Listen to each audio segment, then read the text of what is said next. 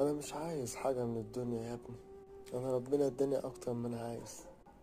اهم حاجة انك عايش.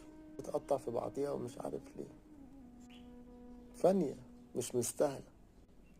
مفيش احسن من بني ادم يكون كويس ومعزز ومكرم. انا مش عايز حاجة، انا بسألك انت علشان تلاقي الاجابة لنفسك.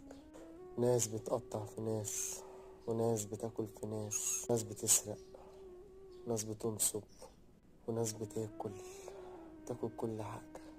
اي حاجة تجيبسك كده بتاكلها. اي كل ده وخلاص. خلاص. هو الرزق متقسم، والنعم متوزعة على كل العباد. سيب كل واحد يتهنى بالنعم اللي ربنا مديهاله. ساب نعمك ليه وبتبص في نعم غيره؟ حكيم هو اللي قال الكلام ده. حكيم.